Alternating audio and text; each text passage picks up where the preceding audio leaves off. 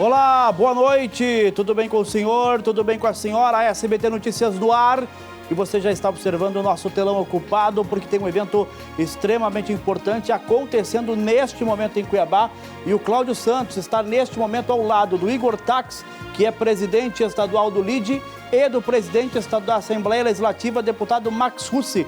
Vamos ao vivo para o buffet Leila Maluf falar um pouco mais sobre esse encontro extremamente importante. Cláudio, boa noite, meu amigo.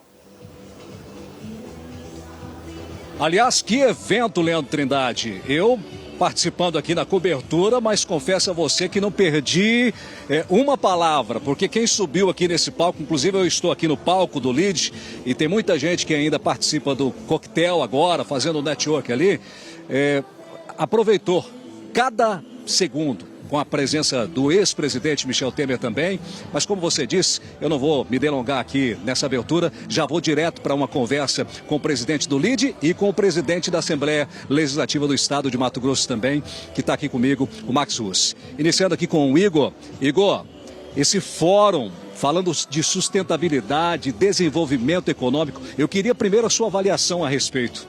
Boa noite. Boa noite para você, Cláudio. Boa noite, Leandro. A todos os telespectadores do SBT Notícias. Hoje eu não estou aí ao vivo com vocês, tá? O Leandro, obrigado, Leandro. Estou aqui devido ao nosso evento em parceria com a Assembleia Legislativa. Agradecer a todos que aqui estiveram prestigiando, não só o público, mas também os expositores, os palestrantes. E um agradecimento especial e os meus parabéns à Assembleia Legislativa em nome do presidente Max Russi, por não só acreditar que as discussões elas precisam ser realizadas, elas precisam ser feitas, mas também por quebrar aí um paradigma que as discussões do parlamento elas podem ser fora do parlamento. A Assembleia tem um papel fundamental na sociedade como um poder constituído de fazer audiências públicas, nas comissões temáticas, no próprio plenário da Assembleia Legislativa. Os deputados atuam fortemente nos temas que são importantes para Mato Grosso, e o presidente Max Russi agora dando esse passo a mais, que é muito disruptivo, de trazer grandes nomes, grandes personalidades da política para debater com a classe produtiva, com quem gera riqueza, com quem gera emprego para o nosso estado. Por isso, meu parabéns não só ao LIDE Mato Grosso, mas também e principalmente à Assembleia Legislativa por estender a Casa de Leis, que é a Casa do Povo, levando à população mato-grossense, grandes temas de relevância para o futuro do nosso estado. Igor, inclusive daqui a pouquinho quero voltar a falar com você para a gente comentar a programação de amanhã, porque amanhã tem continuidade, e se o pessoal se surpreendeu com a presença daqueles que repassaram o conhecimento aqui, amanhã vai dar continuidade, porque nós temos grandes nomes aí, especialistas nos assuntos em que eles vão falar, vão discorrer.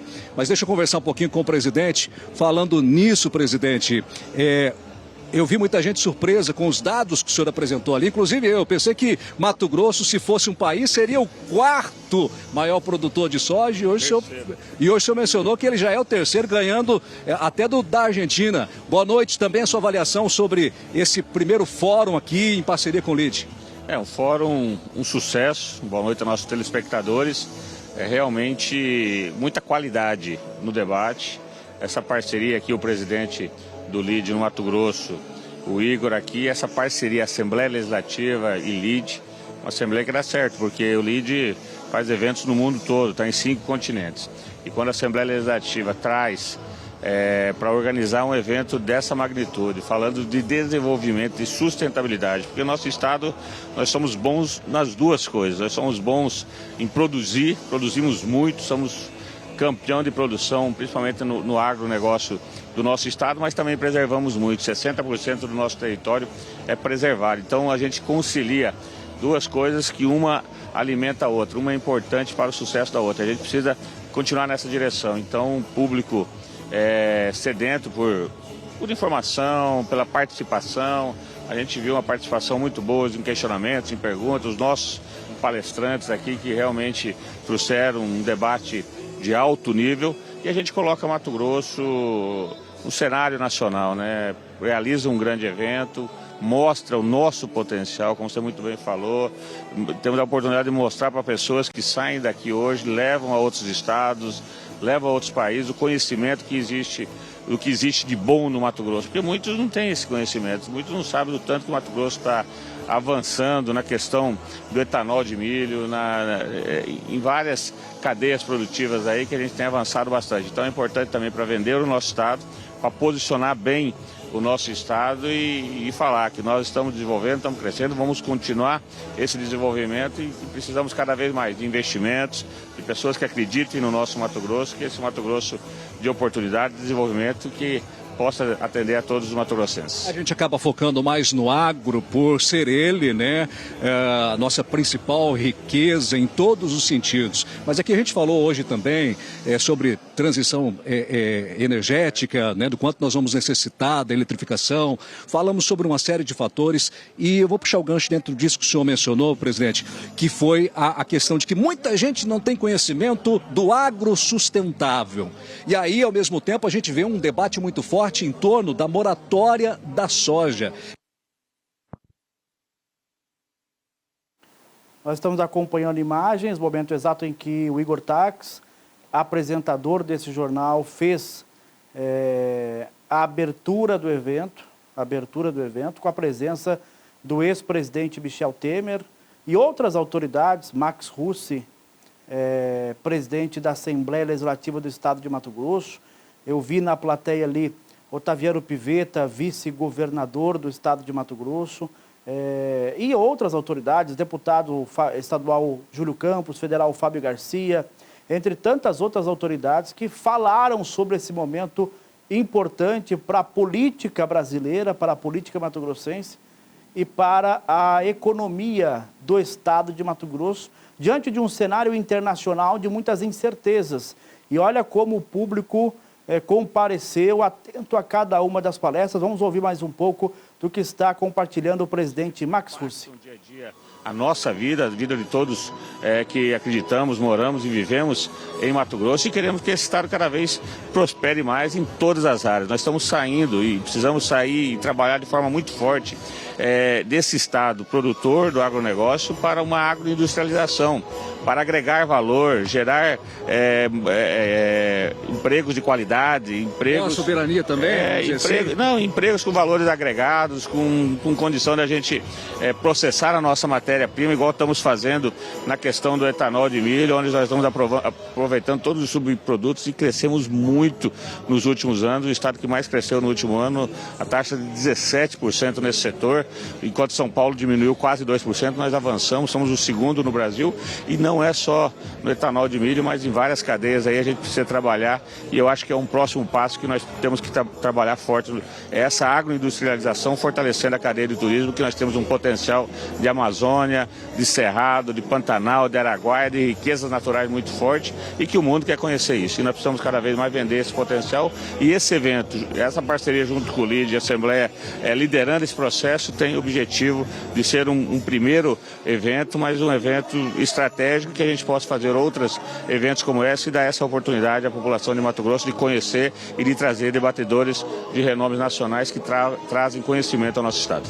Obrigado, viu, presidente? Muito obrigado. Deixa eu finalizar aqui com o presidente do LIDE MT, Igor Tax, que também é o apresentador deste programa que hoje você está fazendo à frente aí, Leandro Trindade. Amanhã continua, né? E eu gostaria de saber da programação, Igor. Amanhã nós teremos um café da manhã para os nossos convidados, a partir das 8 horas da manhã. Na sequência teremos palestra com o Arnaldo Jardim, deputado federal do estado de São Paulo, falando também sobre a questão de transição energética. Teremos a presença do ex-governador, ex-prefeito de São Paulo, João Dória, também como fundador do LIDE, estará aqui conosco. O ex-presidente do IBGE e do BNDES, Paulo Rabelo de Castro, também fará a sua palestra. Teremos palestra com o presidente da Federação das Indústrias, Silvio Rangel. E a principal palestra da manhã será do Henrique Meirelles, que foi presidente do Banco Central e ministro da Economia, um dos grandes nomes que os estados convocam, chamam para falar sobre economia. O Henrique é um dos nomes mais qualificados do Brasil e ele também será a grande atração do nosso evento amanhã, que encerra com o almoço para os nossos convidados às 12 horas aqui no Leila Maluf. Você que está assistindo, que não se inscreveu, dá tempo de se inscrever através do Instagram do LIDE Mato Grosso, @LIDEMT. Lá tem um formulário que você preenche, a nossa equipe vai validar a sua inscrição e você será nosso convidado. A entrada é franca para convidados. Você que é professor, você que é estudante, você que é profissional liberal, que tem a sua empresa, que quer entender o propósito da Assembleia Legislativa em debater esses grandes temas para o estado de Mato Grosso. Tá certo. Pedi para o Igor e o presidente da Assembleia Legislativa, Max Russo, permanecer aqui um pouquinho, porque, se for possível, aí já coloque no ponto a entrevista com o vice-governador Otaviano Pivetta, porque ele também atendeu a imprensa, os jornalistas, e comentou, fez uma avaliação desse fórum e também falou do agronegócio sustentável, da agroindustrialização mencionada aqui pelo presidente Max Russo também. Vamos ouvir o vice-governador do estado de Mato Grosso, Otaviano Pivetta. Mato Grosso já comprovou a sua vocação e capacidade de produzir bastante em pequenos espaços. Nós temos 60% dos nossos recursos naturais preservados e nós produzimos hoje 1/3 da produção de grãos do Brasil. Isso demonstra a potencialidade de Mato Grosso e principalmente a responsabilidade dos produtores em cada vez mais aumentar a produtividade, inserir tecnologia na produção. E o Mato Grosso é um modelo de produção sustentável, não há nenhuma dificuldade para defender o estado em qualquer lugar do mundo. Pois eu volto a dizer aqui, Leandro, que o agronegócio foi o principal foco, porque nós estamos dentro do estado que mais produz no Brasil e também no mundo. Mas falaram de muita coisa aqui, falaram de muitas questões ligadas a crescimento.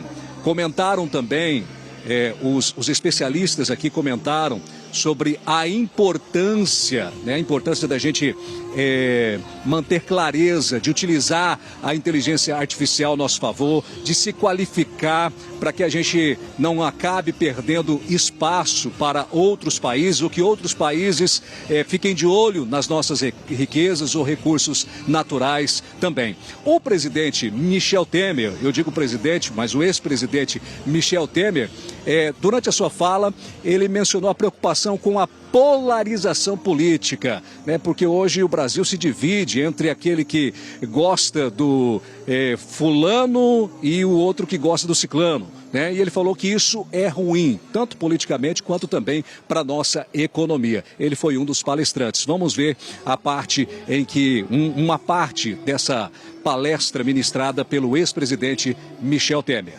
Nós temos essa coisa da sustentabilidade ligada ao desenvolvimento econômico, porque isso não eliminou a possibilidade do desenvolvimento do Brasil, ao contrário, compatibilizou as duas áreas. E ao dizer que nós devemos compatibilizar essas áreas para eliminar o preconceito, eu confesso a vocês que eu estou muito ligado à ideia da pacificação, da harmonização, da tranquilização do país. E estes setores que eu acabei de mencionar, quando litigam entre si, criam uma instabilidade de natureza administrativa e institucional, não é? Você pega o caso dos indígenas, por exemplo, é outro preconceito. Aqui no Brasil é assim, a chamada esquerda é pela preservação dos povos originários, a chamada direita é pela eliminação dos povos originários. Mentira. A Constituição estabelece 2 dispositivos. Um, que é um dispositivo transitório. E transitório na Constituição é aquilo que transita, que fenece, que perde eficácia jurídica quando o evento nele, dispositivo transitório previsto, ocorre. Então qual é o evento que está lá na disposição transitória? Olha aqui, em 5 de outubro de 88, data da Constituição, todos aqueles aldeamentos indígenas que ou sejam neste momento serão demarcados. Muito bem, demarcados foram, eliminou-se esse dispositivo. E há um outro, o artigo 231 da Constituição Federal, que trata da possibilidade de, se o governo entender que num dado momento algum aldeamento também é indígena, e não foi demarcado naquela época, pode fazê-lo. Só que nesta oportunidade, o que há de fazer é indenizar os proprietários. São soluções, estou dizendo aos amigos e amigas, que a ordem constitucional, o sistema constitucional resolve.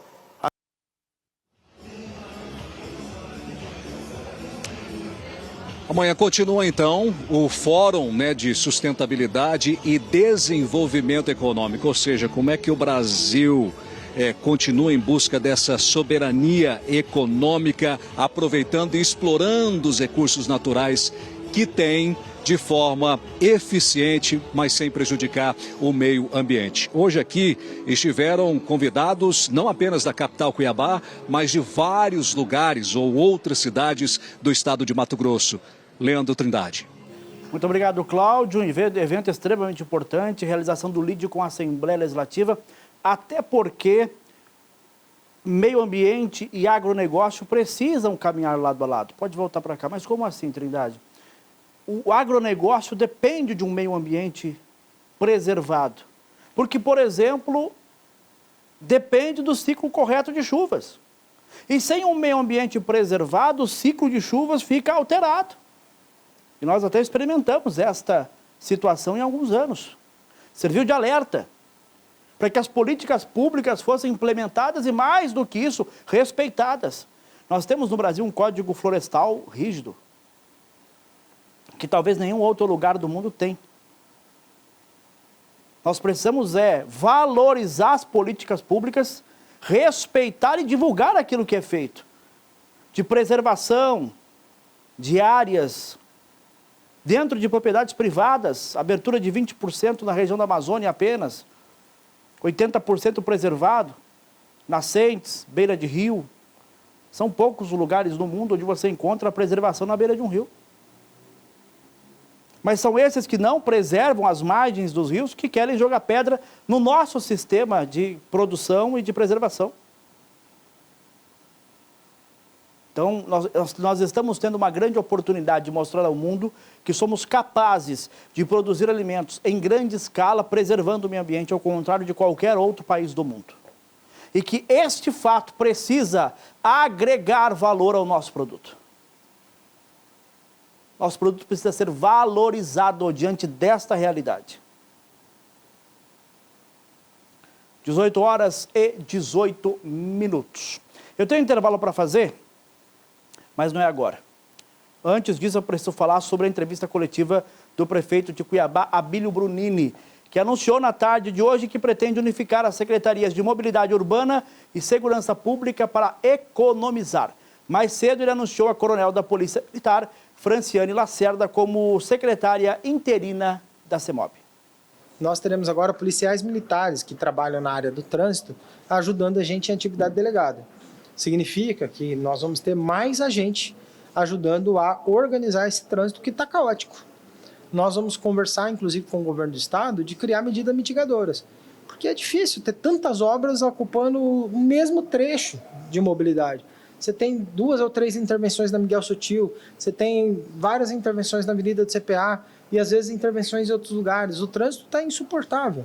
Então nós precisamos de mais pessoal para isso. Inclusive, eu até gostaria de chegar até o momento de conversar com o governador, não tive tempo ainda de fazer isso, mas terei de falar com ele, governador, vamos precisar do suporte do governo do estado para fazer a compensação nas vias alternativas, para que a gente possa ter um trânsito melhor solucionado, até porque essas obras não vão terminar agora. Tem mais obra, tem um viaduto ali no trecho do Leblon que está sendo preparado, tem terminar esse trecho em cima do viaduto da Avenida do CPA, ainda tem um viaduto chegando lá perto da rotatória da PGE ali, da saída para Guia, saída para Santo Antônio. Então tem muita obra ainda para avançar e a gente precisa de uma cooperação com o governo do estado para isso. Precisa de um planejamento mais eficaz. Não dá para fazer obra em todo lugar ao mesmo tempo, o trânsito vai parar. Eu quero entender a economia anunciada pelo prefeito Abílio Brunini, porque só colocar a CEMOB dentro da Secretaria de Segurança Pública não traz economia. Se a quantidade de servidores for a mesma, se a estrutura for a mesma, se em vez de ter um secretário, ter um sub. Então, que economia é essa que vai gerar com essa transição? Precisa jogar real. Se a estrutura é a mesma, se a quantidade de funcionários é o mesmo, onde virá a economia? É uma estratégia administrativa do prefeito? Ok. Contrário ao que prometeu na campanha? Sim. Porque na campanha, a CEMOB foi alvo de críticas dos candidatos. E as promessas eram de uma CEMOB diferente. Até então, a CEMOB continua com as mesmas práticas da antiga gestão, que para mim nem tão erradas assim. A questão da multa para mim é justa, o cara sabe o que é certo e o que é errado, se errou tem que botar multa mesmo. Mas falta ainda aquele caráter orientativo e preventivo por parte da secretaria que não tem. E que foi promessa. E quando essa promessa vai sair do papel? É o que a gente precisa entender nessa nova estratégia do prefeito Abílio Brunini, que também anunciou é muito bom, principalmente falando em educação, a integração entre as secretarias de esporte, cultura e educação. Os secretários das pastas serão mantidos. Estamos com o orçamento da prefeitura bastante apertado. Nós não estamos conseguindo mais ampliar despesas. Nós não temos como fazer isso. A despesa, nós definimos aqui que nós não vamos gastar mais do que arrecada. Então a despesa tem que ser compatível com a receita. Contudo, nós fomos surpreendidos durante esse ano com os precatórios. Existe uma decisão do Supremo Tribunal Federal que fala que nós temos que pagar 1/5 da dívida de precatório. E a Prefeitura de Cuiabá chegou nesse ano com 700 e poucos milhões de precatório. Isso ocasionado por dívidas que foram geradas em 2020 e 2021.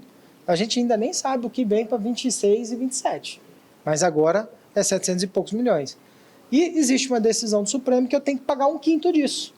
Então vai dar o total de 150 milhões, 160 milhões. E isso varia porque é o Tribunal de Justiça que vai definindo os valores a ser pago mês a mês e ano a ano.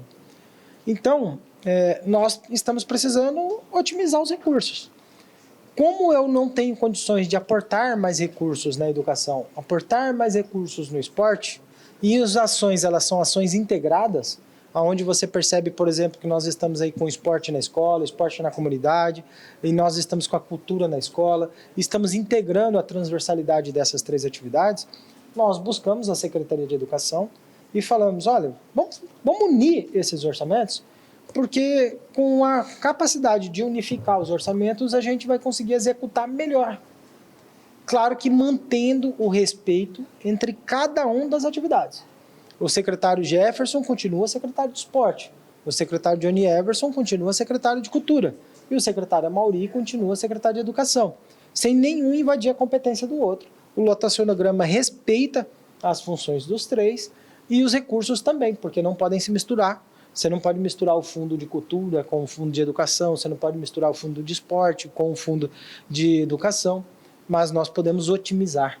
Onde, de repente, para eles ali no esporte, precisar de 100 mil reais, na educação 100 mil reais não é muito, mas para o cara é muito, dá para montar um campo praticamente de grama sintética. Então esses recursos são recursos importantes para a gente poder otimizar a educação e com o esporte e a cultura. Essa estrutura que hoje existe na cultura, no esporte, vai ser abraçada pela Secretaria de Educação. A economia que nós estamos prevendo é de 4 milhões. E 4 milhões é dinheiro. Então, para nós, isso vale muito a pena. Sem falar que a gente tem a economia de 4 milhões até o final desse ano. No ano que vem, se continuar, a gente tem mais economia ainda. Mas até o final desse ano, economizando 4 milhões e aumentando os investimentos em cultura e aumentando os investimentos em educação. Deputadas estaduais apresentaram ontem detalhes de um requerimento para a abertura de uma CPI sobre os feminicídios em Mato Grosso. 10 parlamentares já haviam assinado o pedido. Na Assembleia Legislativa de Mato Grosso, 3 deputadas estaduais decidiram unir forças para enfrentar um dos crimes que mais assombra o Estado, o feminicídio. Edna Sampaio, Janaína Riva e Sheila Kleiner anunciaram a intenção de conduzir uma CPI, Comissão Parlamentar de Inquérito. A intenção é que o trabalho da CPI não se restrinja ao levantamento de dados, mas que resulte em uma política de Estado capaz de orientar ações permanentes de prevenção e enfrentamento à violência de gênero. O que nós, deputadas, podemos fazer, com o auxílio dos deputados também, é implementar no orçamento as sugestões da CPI. E eu tenho certeza que a mesa diretora, o presidente Max, que é importantíssimo nessa discussão, vai apoiar essa iniciativa. Agora, para isso, nós precisamos de dados. Nós precisamos do processo investigativo também para que nós tenhamos números reais. A leitura não garante automaticamente a abertura da comissão, pois depende da aprovação dos parlamentares. A autora da proposta da CPI, Edna Sampaio, diz que a intenção é que a Assembleia Legislativa tome as providências. As pessoas me perguntam muito sobre isso. Em primeiro lugar, essa é a maior prova de que nós não estamos aqui para falar das mulheres apenas como uma forma de aparecer. Eu acho que é desrespeitoso a gente ter um índice de feminicídio desse tamanho no estado de Mato Grosso e quando uma mulher se levanta para falar sobre isso, ela está querendo algo que não seja resolver, enfrentar o problema. Óbvio que nós aqui temos essa missão. Eu não apresentei um requerimento de CPI para mim, para eu conduzir. Eu apresentei um requerimento de CPI para que esta casa tome providências em relação ao que está acontecendo, para que esta casa assuma o protagonismo que cabe a ela no enfrentamento à violência contra a mulher. Nós não podemos admitir que continuemos da forma como estamos. Porque essa não é uma investigação criminal, gente. Essa é uma investigação porque a Assembleia não conduz investigação criminal. Quem faz isso é o Poder Judiciário, que nós vamos fazer uma investigação diagnóstica sobre a responsabilidade do Poder Público em relação a isso. A CPI é um instrumento mais potente da gente fazer isso. Porém, se formos impedidas de encaminhar a CPI, nós vamos lançar mão de outro instrumento que a Casa dispõe para que essa construção aconteça. No ano passado, 99 mortes violentas de mulheres foram registradas em Mato Grosso, sendo que 47 casos foram considerados feminicídios. Só neste ano, 35 mulheres foram mortas, segundo o Ministério Público. Esses e outros números, além do apontamento de responsabilidades, serão pautas da CPI se for instalada. Nós precisamos juntar essas informações para ver onde atacar. É simples, é só isso. Não precisa nessa polêmica toda, a gente precisa de ter um diagnóstico, onde está pecando e como que Mato Grosso vai agir. E isso a gente tem certeza, né, Edna, que é a longo prazo. Exato. Tem algumas ações, né, Janaína, que a gente consegue, um vizinho cuidando do outro, que é o que a gente estava conversando agora. Nós precisamos, sim, de conscientizar a população que o vizinho tem que escutar um grito, escutou um grito, nós vamos ter que ficar um pouco paranoico até todo mundo entender. Escutou um copo quebrar, escutou um grito, abre os seus ouvidos e use o 180, chama a polícia, mete a colher, sim, chega disso. Escutou, chama, nós vamos ter que começar fazendo esse trabalho pequeno até chegar um dia que nós vamos retroceder e Mato Grosso vai sair desse cenário. E agora há pouco, o governo do estado de Mato Grosso divulgou uma nota falando que fechou um acordo com a deputada Edna Sampaio para participar dos trabalhos desta comissão para apurar políticas públicas que possam mudar essa realidade tão triste do estado de Mato Grosso, números assustadores de feminicídios. A gente volta a falar agora daquela polêmica envolvendo a adolescente vítima de um estupro que fez um relato na tribuna da Câmara. O assunto também chegou à Assembleia Legislativa. O deputado Gilberto Catani disse que a vereadora tem que ser investigada. Como Casa Legislativa, nós temos que tomar providências, faremos isso. Que tipo de providências e por quê? Elas são públicas, todas as coisas que acontecem nessa casa são públicas. Nós faremos através do gabinete, nos órgãos competentes, tanto na Câmara Municipal como no Ministério Público. Mas quais conduções? O senhor avalia que a vereadora, ela cometeu algum tipo de crime, de irregularidade, quando uma menor de 16 anos relatou a tragédia que ela vivenciou na frente de uma delegada que representa justamente as mulheres, na promotoria, era uma audiência pública para falar sobre violência. O senhor acha que a vereadora errou? Com certeza. Acho que ela errou, não. Eu tenho certeza que ela errou, até porque uma menor não pode ser exposta da maneira como foi. O deputado Diego Guimarães defende que qualquer investigação sobre o caso fique sob a responsabilidade da própria Câmara de Vereadores. Ele disse ainda que a vereadora deve ter o direito de se defender. Acho que foi um erro, eu não permitiria. A vereadora Maísa já se justificou. E qualquer investigação sobre o caso, acho que compete à Câmara Municipal, ao Ministério Público e não à Assembleia Legislativa. A vereadora Maísa, eu acredito que o fez das melhores das intenções, mas até nas melhores das intenções a gente acaba errando, cabe a ela assumir esse erro e, eventualmente, se tiver alguma responsabilização por conta da promotoria da infância e do adolescente, que ela seja tenha a oportunidade de se defender, apresentar seus argumentos. Se tiver alguma infração também político-administrativa e questão de ética, caberá à Comissão de Ética da Câmara Municipal averiguar isso. A deputada Janaína Rifa disse que a vereadora Maísa Leão não agiu de má fé ou com má intenção, e criticou a ausência de deputados em debates sobre a violência contra a mulher. O que a Maísa fez, ela não fez com a intenção de prejudicar ninguém. Ela viu um caso grave, onde tinha uma menina com uma assessoria por parte do próprio Conselho Tutelar, com um acompanhante responsável, e ela quis fazer uma fala. Agora, a gente deixa de levar em consideração que uma menina foi abusada 3 vezes por familiares e que o Estado foi inerte e que o poder público foi inerte para a gente dar protagonismo ao fato da vereadora ter colocado lá uma menina de 16 anos. Espera aí, então existe um exagero com relação a isso. Eu não vejo a mesma indignação com os autores desse crime. Quem são eles? Onde eles estão? Eles estão presos? Eles estão soltos? Como essa menina está vivendo? Ela está sendo indenizada por tudo que ela sofreu? Ela tem um amparo familiar, psicológico e tudo mais? Então, infelizmente, o ambiente masculino, ele traz isso. Ele é meio seletivo com relação às suas indignações. E eu não estou falando aqui sobre nenhum deputado, mas sobre todos, que todas as vezes que se trata de temas que envolvem as mulheres, são muito omissos, a grande maioria é omissa. Aqui na Assembleia vocês podem contar quantas audiências nós tivemos, quantos deputados participaram. São pouquíssimos, aqui deputado Wilson, Avalone, Barranco, às vezes o Botelho, mas assim, são pouquíssimos que comparecem. Então já quer crucificar a vereadora, porque naquele momento ela não poderia ter colocado uma menina menor de idade lá. Isso foi um momento de falha naquele momento, a menina quis falar, e a gente não pode condenar a Maísa por isso. Muito maior é o trabalho que ela tem feito de proteção para as mulheres. Aqueles que hoje estão atirando pedra deveriam primeiro ter participado da audiência pública, né? O que a deputada falou está correto. Os deputados que sequer participaram das audiências da Assembleia, muito menos dessa audiência importante da Câmara. O erro aconteceu? Aconteceu. Foi um erro burocrático? Foi. Deveria? Não. E é preciso corrigir o erro para que ele não se repita. Mas é preciso observar quem está tirando pedra. Se não está tirando para surfar na onda. Está preocupado com os crimes cometidos contra mulheres, meninas e crianças? Ou quer só surfar na onda como bom e velho surfista político? O que mais tem é surfista, que agora está ali pegando pedra para atirar em quem tentou gerar um debate capaz de mudar uma legislação, uma realidade. É triste ver isso, Mas enfim, né? São aqueles que o povo mato-grossense escolheu como representantes. A gente precisa respeitar, mesmo por vezes não concordando. Mas o que tem de político surfista... E eu não quero nem me alongar aqui, porque um destes surfistas há pouco tempo estava dizendo que morre mais homem que mulher. E agora está lá pronto para tirar pedra.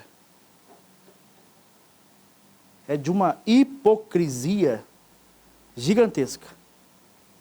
Curiosidade, uma vez ele fez um vídeo para mim, pedindo que eu chamasse ele de político corrupto.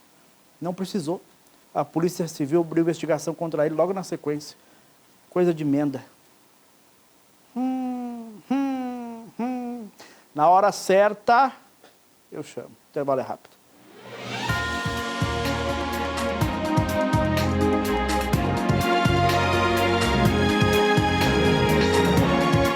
De volta a SBT Notícias, obrigado pelo carinho da sua companhia. O vereador Gilson José de Souza, do União Brasil, usou a tribuna da Câmara de Pedra Preta, no sul do estado, para criticar a prefeita da cidade. Durante o comentário, o parlamentar comparou a prefeita Iraci Ferreira de Souza com uma cadela no cio. Mas o outro aqui comparou mulher com vaca. E agora quer tirar pedra. Isso aconteceu durante a sessão plenária de segunda-feira. Veja.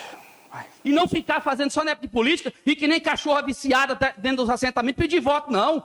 E meu vocabulário é esse. É esse mesmo. É igual muitos deputados. Deputado, você acha que é fácil um vereador de primeiro mandato que nem eu Chegar num deputado, o deputado dá 700 mil para completar uma redistribuição de água, não é fácil, porque 700 mil divide em 5 cidades, 150 mil, tem muito mais voto. Mas tem certeza, quando for o ano que vem, tá que nem cachorro viciado atrás dos vereadores de primeiro mandato para pedir apoio para poder ajudar eles. Primeiro e último, né, pelo jeito. E a prefeita respondeu durante a entrevista ao jornalista Vitor Santos, da Rádio 104 FM de Rondonópolis. Ela disse que vai processar o vereador e pedir a cassação do mandato dele. É com muita tristeza, né, que a gente hoje está ocupando esse espaço da rádio para falar de uma questão tão baixa como essa que aconteceu dentro do nosso município, através, né, de um parlamentar que eu vejo assim, que é analfabeto político, que não sabe como respeitar nenhuma mulher e muito menos uma população. E o que mais me deixa triste, Vitor, é o que esse parlamentar foi apoiado por nós, ganhou as eleições através do nosso trabalho, porque ele era coordenador da nossa Secretaria de Agricultura aqui. Por isso levou esse nome e o qual sustentou até as urnas. Então a gente fez um trabalho relevante perante a tudo isso para que ele chegasse e depois se tornasse um representante, não só dos assentamentos, mas sim de toda a cidade, de todo o município, né, de Pedra Preta. Então, nosso escritório aqui, nossa equipe jurídica já está acionando sim e vamos até o extremo também. Nós vamos pedir a cassação dele na Câmara e nós esperamos que o presidente da Câmara toma também as decisões cabíveis e os nossos vereadores também assumam com compromisso e responsabilidade, respeitando aí uma sociedade a qual confiou o voto. Em nota, a União Brasil Mulher Mato Grosso disse que repudia qualquer ato de violência política, em especial aqueles que buscam agredir, ofender, deslegitimar, intimidar ou silenciar a participação das mulheres na vida pública. O partido exigiu que o vereador se retrate sem prejuízo das medidas legais e institucionais que serão tomadas para responsabilizar o autor. Tem gente que se empolga, né? Eu acho que é o caso desse vereador, talvez ainda deslumbrado, primeiro mandato como vereador, acho que está acima da lei, da moral, dos costumes, do respeito, que por ser vereador tem o direito de se tratar, seja quem for, no caso foi a prefeita, mas se ele é capaz de tratar uma prefeita assim, o que ele não faz com a moça que serve café no gabinete dele? Como será que ele trata a moça que serve café no gabinete dele? Ridículo o papel do vereador. Ridículo. A Câmara precisa cassar esse mandato para dar um recado para a Pedra Preta e para os vereadores que estão nestes 142 municípios, que por vezes ficam deslumbrados com o poder do legislativo, da legislatura, e se acham superior aos demais a ponto de usar esse tipo de palavreado. Olha, cadela no cio. A gente precisa rever nossos representantes para ontem. É brincadeira, né? Tem participação do nosso telespectador? Está no ponto a primeira participação em áudio? Então, boa noite. Então, a menina com 16 anos é menor para aparecer lá, né? Mas ela não é menor para votar? Então, com 16 anos não poderia votar, então? Uai, que confusão é essa? Uma coisa não tem nada a ver com a outra. Ela foi vítima de um crime, ela foi estuprada por 3 familiares diferentes. E por ser menor de idade, a legislação não permite que ela seja exposta. Porque ela foi vítima de um crime. O que ser vítima de um crime tem a ver com votar? Eu quero entender o raciocínio. Então, por ela ser vítima de um crime sexual, ela deveria ter a identidade preservada. E a audiência foi transmitida pela internet. Então, as pessoas que não sabiam do fato entraram, visualizaram e sabem quem foi a mulher, a menina, no caso, de 16 anos hoje, mas quando os crimes foram praticados ainda menor, conseguiram ver a pessoa e você não pode expor a vítima de um estupro. É simples. Mais uma participação, 9997-09. Ah, acabou? Ah, você pede mais 5 minutos para você dar filho aí. Não dá? Está ocupado o telefone, não? Então amanhã eu peço. Eu tô aqui de novo. Até lá. Tchau.